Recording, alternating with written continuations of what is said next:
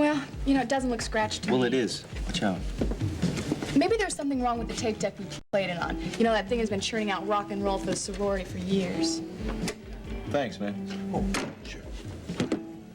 It's not the tape deck, it's the tape itself. Well, it was making really weird noises when we played it. That's because the tape is damaged. Well, how? I don't know how. See, I don't know how long it was sitting on that floor. I mean, somebody could have stepped on it with their foot. Somebody could have spilled a drink on it. I don't know how long it was caught underneath that desk. I don't even know what was going on inside that building. Yeah. I wonder what they used that building for. Yeah, and I wonder why Maxine wrote down that address. Thanks.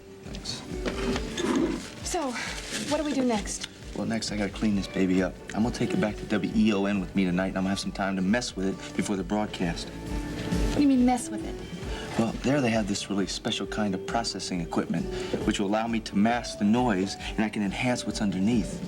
And then what? Well, then we might find out something. Look, Marty, that's why they keep law libraries so cold, so the lawyers don't sweat on the books. Yeah, I know. Well, at least we got some more time now that Logan got that week postponement. Well, time for a counterattack, maybe even a blitz. Cliff, is that Marty on the phone? Yeah. Tell him he can go home. I have found the president we've been looking for. Hey, Marty, guess what? You can come in from the cold. Yeah, Dee Dee's onto something. All right, yeah. What do you got? Well, it's a state law, duly enacted by the legislature, and I think it's just possibly what we've been looking for. All right. Well, it was passed in reference to religious freedom, which is not exactly what we're trying to emphasize in the standing out case, but I think we can make it stick. When was this enacted? I was afraid you were going to ask that. 1871. 1871? Hot off the legislative presses, huh? Well, Cliff, at least it gives us something to go on. Sure, and we also got to look up 113 years of state statutes to make sure that nothing else supersedes it. Yes, I realize that. Not to mention checking to see if it was cited in any legal actions. Well, does the thrill of all of this overtime make you happy? Cheer up. I understand it's supposed to rain this weekend anyway. And Maxine didn't say anything else? Nothing about where she was going that evening, huh? All right, no, thank you. I'll be in touch with you again. Is this bad time? No, it's not. Is that it? Yeah, final autopsy report. Anything earth-shattering in here? Nothing we didn't cover in the prelim. 22 in the back of the neck. Mouth gagged, hands bound. All right. Well, I did get an interesting lead from my car. Really? What's that? Well, Nancy's been digging around out at Wellington College, and she talked to one of the resident advisors from the same dormitory as Maxine Burton. I just talked to her myself. Her name is Margaret Tuttle. She knew Maxine well? Very well. So did Jody. Oh, really? How's Jody taking all this? Not seriously enough. I'm sorry, go ahead. Anyway, Nancy has pointed out a break in the pattern of the disappearing students. Unlike the first three, Maxine Burton became very depressed. She was, well, as she said, miserable some 4 hours before she disappeared. So, first suddenly happy and then suddenly depressed? Exactly. She's on top of the world for 3 days, ecstatic, and then it all goes away. Well, now, does this Margaret know what was upsetting her? Maxine wouldn't say anything about it, refused to discuss it. What about the 3 other victims? You talked to the students who knew them? We're working on that right now, and who knows, we may find out that their mysterious happiness is all faded to the last minute too, huh?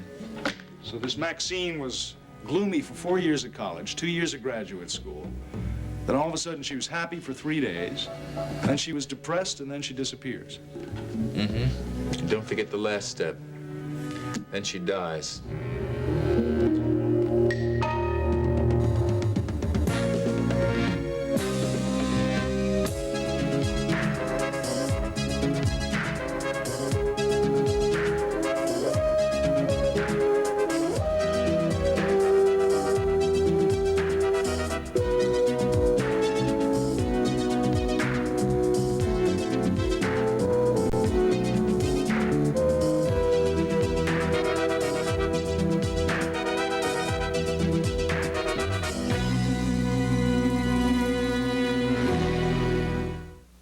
Edge of Night is brought to you by April Fresh Downy, the fabric softener that gives you a wash that's skin-loving downy softness and airy April freshness your whole family loves. It's gonna be a tough match, Mom. Oh, not if we play like we did last week. Wish my tennis dress felt more comfortable. It was softer before. Mine, too. Sure, you didn't use Downy this time. There's a big difference without the softener. And where's that nice fresh smell? I just washed it. You didn't rinse in Downy's April Fresh smell. Only Downy gives you April freshness combined with skin-loving softness. Makes static cling almost disappear. We'll get them today, Mom. It feels soft again. She noticed. And everything smells nice, too. Aren't you glad Downy's back on your side? April Fresh Downy, a noticeable improvement. A few years ago, I was building my kids a backyard sandbox. Today, I'm heading the committee to build our neighborhood playground. Now that's a change for the better. Back then, I had to buy separate detergents and fabric softeners to clean and soften my laundry. Today, Bold 3 detergent plus fabric softener is all I buy. Now that's better. Oh, I had my doubts one product could clean, soften, and control static cling. Not anymore. As long as Bold 3 cleans like this, let them have fun. But I know, can it really soften? No doubt about it. And I'm not easy to please. It's got just the right amount of freshness, too. And let me tell you, static clings, under control. All that from one product. A change for the better. Bold 3. So how late do you think you're going to be, Calvin? Uh-huh. You know, I think I saw more of you before we were married. Well, I guess we're just gonna have to get a divorce so we can spend some time together. Can't get a divorce. Haven't paid for the wedding yet. No, it's really okay. I understand. Well, I'm getting ready to leave here anyway, so I'll just see you at home. I love you too. Bye. You're getting ready to leave here anyway? That's right, Counselor. Are you deluded? Look at this work we have to do. I know. That's why I'm taking tonight off. Calvin and I were supposed to go to a hockey game this weekend, and I need tonight to break it to him gently. Oh, I see. Sort of fixing dinner or something. Or something. I'll spend the evening with 1871 statutes. Cliff, can I ask you something? Sure, go ahead. It's about that job offer of Senator Morrissey's. Are you going to take it? Well, I feel like I'm running out on you. But I have to, Dee Dee. It's everything I've always wanted to do as a lawyer. What about the standing out case? Morrissey says he'll wait until it's over, and win or lose, he admires me for taking it. Well, then what about Mitzi? I know she doesn't want to go to the state capitol. Yeah, I know. But she'll come around. I know she will. Look, it's getting late. I got to book out of here now. I want to get back to the studio fast so I can work on this tape before the 10 o'clock broadcast. Please don't speed, okay? Promise I won't. Now, you can do some studying tonight? Yeah, but only because I love you. You know something? I never get tired of hearing that. Can I walk you back to the door? Great. Let's go, okay? Sure. Here's some money for these boys. Now promise me that you'll call if you make any sense out of the tape, okay? I promise, I promise. Okay. See you later, Russ.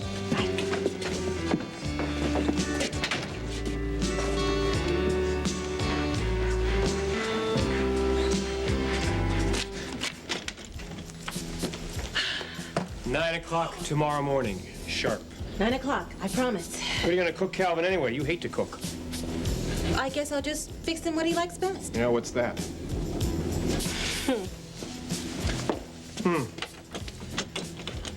I'll spend the evening with 1872 statutes.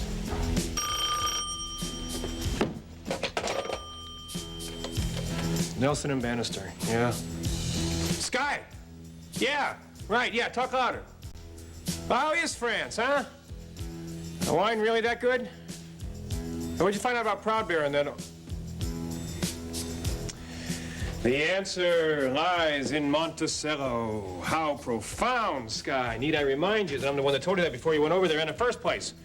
Well, I got some news for you. I tried to tell you before, but you hung up. Grover Innes had a heart attack just after you left. They appointed a new attorney. Logan Swift is back in Monticello. Say that again. You're beginning to fade. What? Yeah.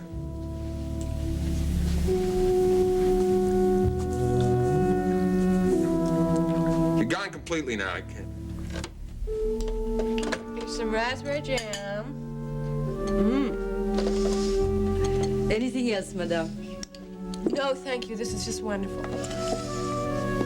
How's Cliff? He's, unhappy.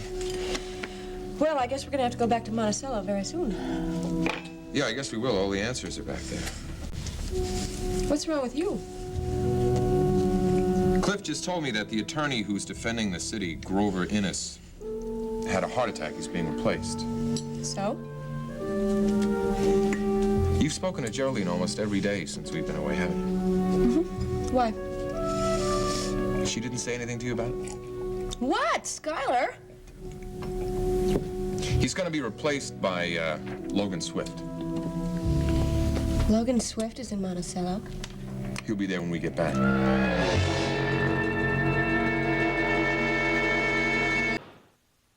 Hey, I made you a surprise. Ooh, I love surprises. What is it?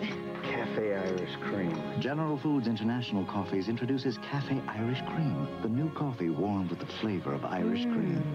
Did you tell them that I love the taste of Irish cream? Pretty thoughtful of me, huh? Well, I've been thinking about you, too.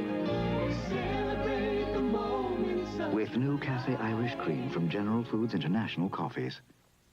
Hey, baby, fresh baby, only you can choose. All the other babies want to be in your baby's shoes. Regular or unscented, a baby fresh dream.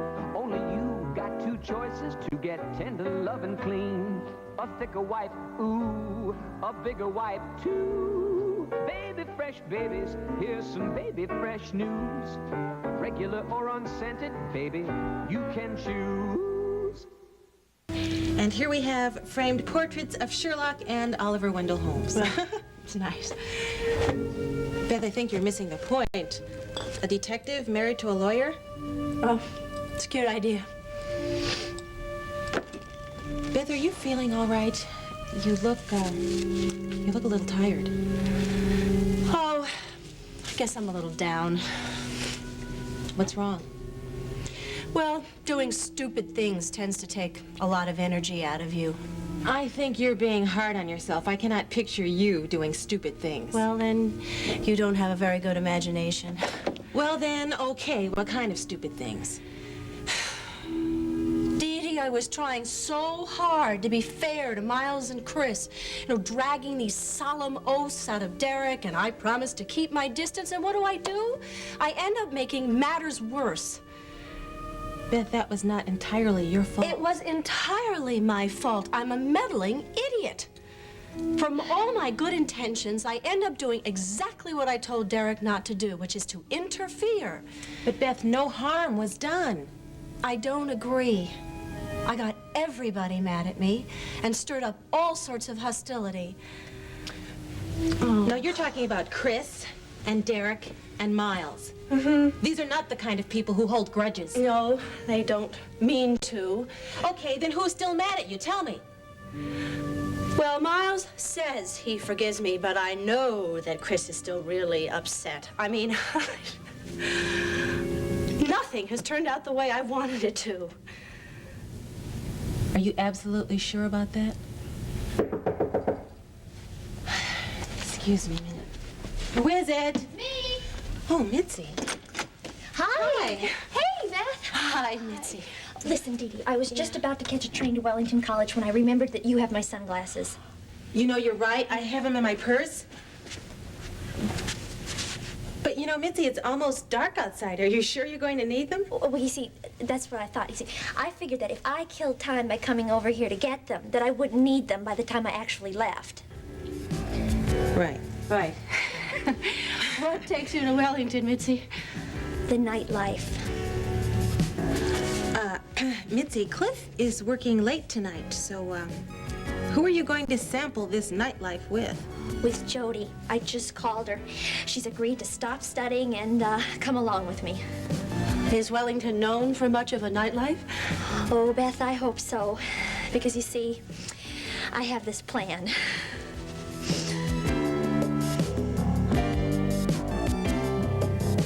3 disappearances, 3 reports. I've read every single word. There's no mention of any of the victims being upset prior to disappearing. Don't worry about that. I called the chief of police out at Wellington, and I managed to squeeze a little information out of him. When was this? Just now, while you were in the fire room. He told me that one of the witnesses said one of the victims had been down in the dumps. Which victim? The male student, Art Wilburn. No. I read the whole report. The witness didn't say anything of the kind. No, well, there's a reason for that. The chief told me that the witness had been stoned. He was high. And so the chief discounted everything he told him. Was the guy still on campus? Maybe he could be questioned again. Yeah, he's there. The chief is going to do that. He's very upset with me. It seems I caught him with his professionalism down. I'd say that all of the witnesses ought to be reinterrogated. That's exactly what I told him. What'd he say? Well, he wasn't pleased, but he said he would try to round up as many of them as he could. And if he comes up with some information, he'll call me on Monday. Sounds like the Wellington police aren't too happy with your working on this case. They're mad as hell. See, they wanted to wrap up this case by themselves, but they were unable, so... Aside from the failure there, they also have this jurisdictional dispute. It's a mess. Why don't you pour us both some coffee while I see what I can find here? Well, you know, at least it's good to be working together again. Yeah, it is. Okay, Mitzi, what is this plan of yours, and what does it have to do with Wellington College? Dee Dee, I would love to tell you, believe me, but I just can't. Why not? Because I have to catch a train. Huh? You know, this always amazes me. For a lawyer, you get so confused sometimes. I'll see you. Bye. Oh, boy. Mitzi must have been quite a roommate. Unique. And still going strong, obviously. Yes. Well, I guess I'd better go. You know, Beth, you still haven't answered my question. How did you want things to work out between Miles and Chris? I just wanted them to be happy. That's all.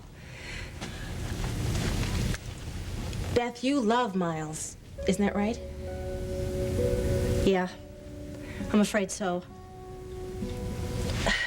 Then why aren't you delighted over the fact that he is now available? Dee Dee. No, look, I mean, you know, there's really nothing right now to prevent you from putting a few moves on Miles Cavanaugh. Put moves on him. Look, I don't know what you call it, but a hint here, a glance there, a dropped handkerchief. Dee Dee, I can't do that. Beth, why the hell not? Because it's just not me. So what is your alternative?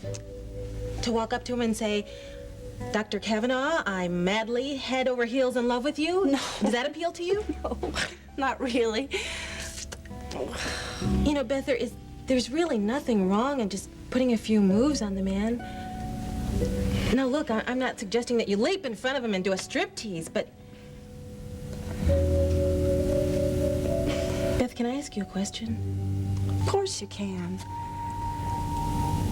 Honey, what are you afraid of?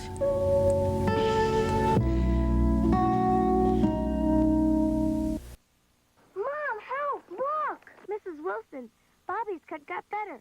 But is mine getting infected? Jenny, even doctors don't know which cuts will get infected, so they don't take chances. Doctors use triple antibiotics, and so do we. Now, the same triple antibiotics doctors use are a new Lanabiotic. Lanabiotic helps prevent infections from staph, Pseudomonas, strep, because Lanabiotic kills these harmful bacteria. And Lanabiotic doesn't sting, Jenny. Get the triple antibiotics doctors use in new Lanabiotic from Lanacane. Great looking legs. How often do you do this? Every day. There's another way to keep legs looking great. Neat. Neat makes legs smooth and soft. And you don't have to use it every day. Try Neat, a new Neat Bikini Line hair remover kit. How fast does Anbesol relieve toothache pain? Before you can say. Anbesol. Gum irritation? Before you can say. Anbesol. Anbesol relieves minor mouth pain on contact for hours. Anbesol in gel or liquid. Well, thank you very much for your hospitality, Dee Dee, but I really should go. No, why? Well, because Calvin will be home soon. No, Calvin is working late tonight. Oh. You know, Beth, I don't mean to put you on the spot. But what are you afraid of? Nothing.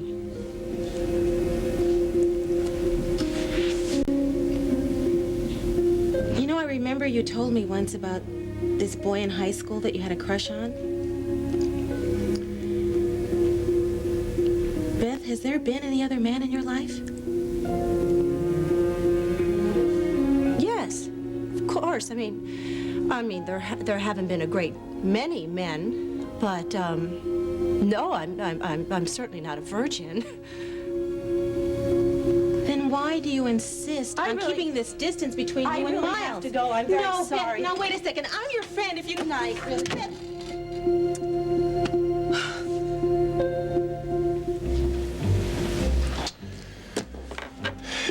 Terrific. That's it.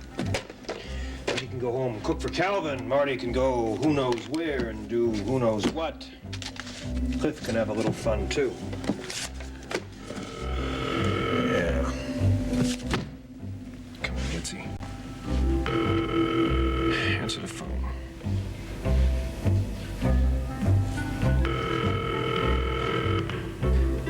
Mitzi, where are you?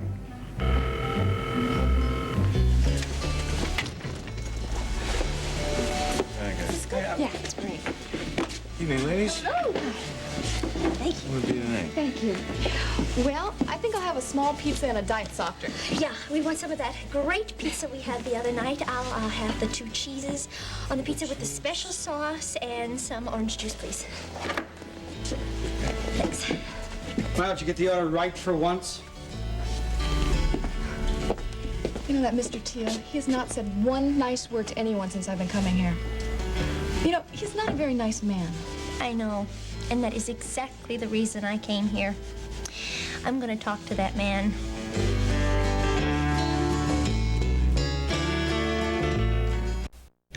I hope you won't be offended, Mitzi, if I eat and run, but Preacher promised to call me before 10 tonight. Oh, no problem, really. Here you go. This is the double cheese special sauce. Woo, that looks good. My eyes are watering already.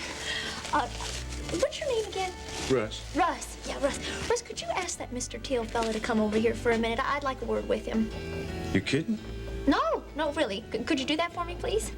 Hey, thanks.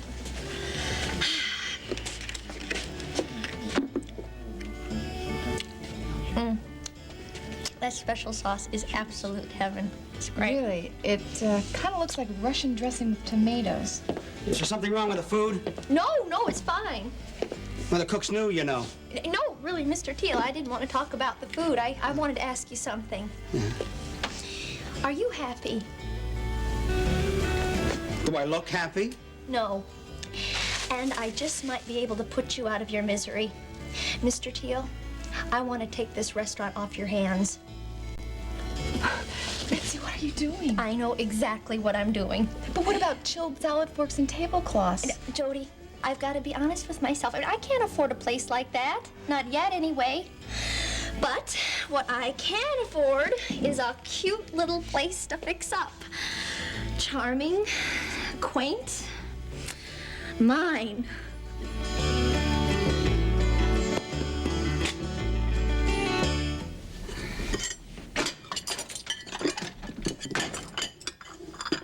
You got a phone? Yeah, right there. You got anything more private? Rent a room.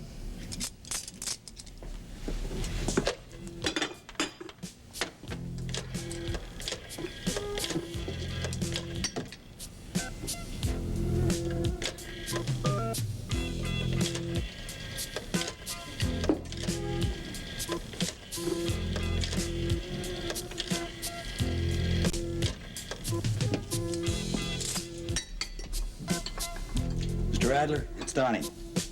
They'll be on a plane tomorrow. Would you like a coffee? No. All right, Mr. Adler. I'll be home ahead of him.